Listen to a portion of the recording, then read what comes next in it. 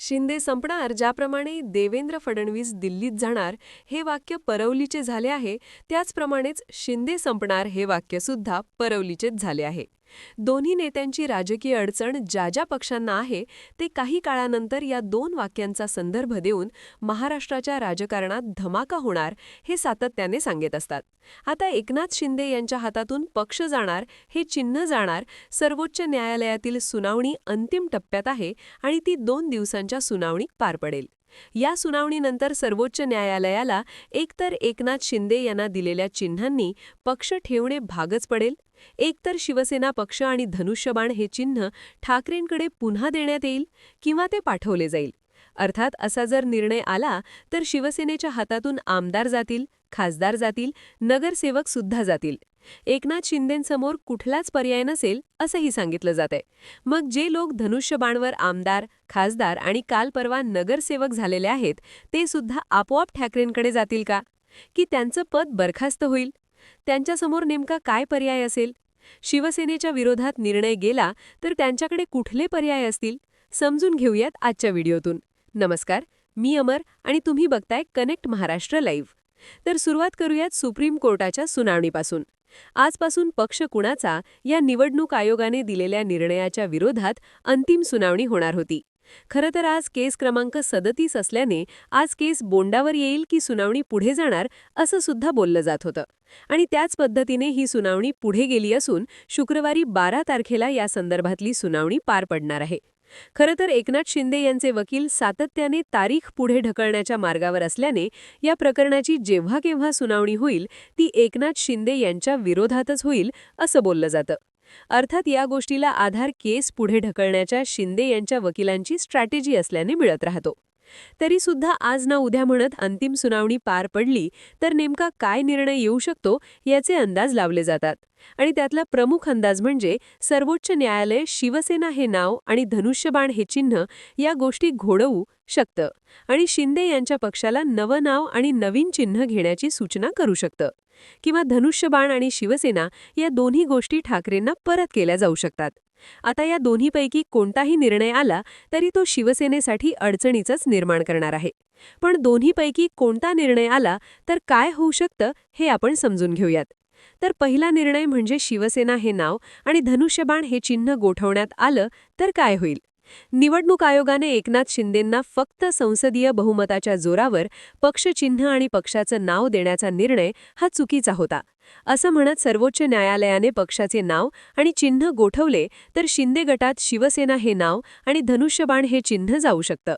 आता असं झालं तर पहिला प्रश्न उभा राहतो तो म्हणजे गेल्या 2 ते 2.5 वर्षात शिंदे यांच्या शिवसेनेतून धनुष्यबाणावरती निवडून आलेले खासदार, आमदार आणि आत्ता निवडून आलेले नगरसेवक यांचं पद धोक्यात येईल का?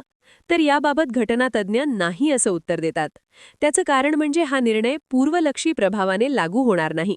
आजपासून पक्ष आणि चिन्ह गोठवण्यात आलं तर याचा अर्थ मागच्या निवडणुकांमध्ये धनुष्यबाण या चिन्हावर आणि पक्षाच्या नावावर आलेले सदस्य कायम राहतील. त्यांचं सदस्यत्व रद्द होणार नाही. पण इथेच महत्त्वाचा मुद्दा येतो तो म्हणजे नवा पक्ष स्थापन करून एकनाथ शिंदे या सगळ्या सदस्यांना नव्या पक्षाचे स्वरूप देऊ शकतील का? तर त्या धनुष्यबाणावर निवडून आलेल्या सदस्यांना नव्या पक्षात सामील व्हावंच याचं बंधन असणार नाही असं सांगण्यात येते. इथं पक्षांतर बंदी लागू होणार नाही असं देखील सांगण्यात येते. त्यामुळे प्रत्येक आमदार, खासदार आणि नगरसेवक जो धनुष्यबाणावर निवडून आलाय तो वेगवेगळ्या पक्षात सुद्धा जाऊ शकतो. तो अर्थात इथं एकनाथ शिंदेकडे असणारा दुसरा उपाय म्हणजे पक्ष आणि चिन्ह गेलं तर आपल्या आमदार, खासदार आणि नगरसेवकांचा लगेच गट तयार करून संसदेत, विधानसभेत आणि महानगरपालिकेत गटनेता नोंद करणं. असं केलं तर सगळा पक्ष एकसंध राहू शकतो असं घटनातज्ञ सांगताना दिसतायत. म्हणजेच पक्ष फुटेल, तो विखुरला जाईल असे जे काही दावे केले जात आहेत त्याला बळ मिळत नाही. पण एक नक्की की इथं पक्ष स्थापन करायचा की भाजपमध्ये मर्ज व्हायचा हा पर्याय शिवसेनेसमोर असू शकतो. हा मुद्दा आपण पुढे विस्ताराने समजून घेऊयात. पण त्यापूर्वी दुसरा निर्णय तो म्हणजे धनुष्यबाण हे चिन्ह आणि शिवसेना हे नाव जर ठाकरेंकडे गेलं तर आत्ता जे धनुष्यबाणावर आणि शिवसेनेच्या चिन्हावर निवडून आलेले आहेत ते सदस्य आपोआप ठाकरेंकडे जातील का? तर तसे होणार नाही, कारण तेच हा निर्णय पूर्वलक्षी प्रभावाने नसणार. ज्याप्रमाणे ठाकरन शिवसेना नाव आणि धनुष्यबाण चिन्ह काढून घेतल्याने स्वतः ठाकरे किंवा आदित्य ठाकरे, अनिल परब अशी लोक शिवसेनेची झाली नाहीत, त्याचप्रमाणे इथे सुद्धा पक्ष आणि चिन्ह पुन्हा ठाकरेंकडे गेलं म्हणून सदस्य ठाकरेंचे होणार नाहीत. ते एकनाथ शिंदे यांच्यासोबत राहतील. दुसरीकडे ठाकरे पुन्हा शिवसेना उठा आणि मशाल हे चिन्ह गोठवले जाण्याची आणि शिवसेना पक्ष व धनुष्यबाण मान्य करण्याची निवडणूक आयोगाची प्रक्रिया पूर्णत्वाला नेतील. आणि काल मशालीवर निवडून आलेले लोक धनुष्यबाणाचे होऊन जातील. पण इकडे शिवसेनेच्या नेत्यांचे काय? तर दोन्ही शक्यतेत एकच पर्याय: नवं नाव घेणं, नवं चिन्ह घेणं आणि मार्गक्रमण करणं, किंवा भाजपमध्ये आपल्या संपूर्ण गटाला मर्ज करणं. आता पर्याय क्रमांक 1 मध्ये शिंदे नवीन नाव घेऊ शकतात. अर्थात ते शिवसेना बाळासाहेब ठाकरे किंवा तशा शक्यतेचे नाव घेऊन पुढे जाऊ शकतात. निवडणूक आयोगाचा निर्णय येईपर्यंत त्यांनी बाळासाहेबांची शिवसेना आणि ढाल तलवार हे चिन्ह घेतलं होतं. की पण या लढाईत ठाकरेंकडे मशाल आणि शिवसेना उठा हे नाव असेल तर शिंदेंसमोरची अडचण वाढणार नाही. पण ठाकरेंना पुन्हा धनुष्यबाण आणि शिवसेना हे नाव मिळालं तर शिंदेंना आपला वेगळा गट म्हणून मान्य करावं लागेल. शिंदे आपला स्वतंत्र गट जरी टिकवून ठेवण्यात यशस्वी ठरले तरी नव्या पिढीच्या पातळीवर आम्हीच खरी शिवसेना आहोत हे सातत्याने सांगू पाहतात, ते सांगणं अवघड ठरताना दिसू शकतील. मोदी सुद्धा नकली संतान, नकली शिवसेना असा उल्लेख करताना आढळू शकतील. पण दोन्ही पक्ष आणि दोन्ही चिन्ह गोठवले तर शिंदेंसमोरच्या अडचणी किमान पातळीवर कमी असतील.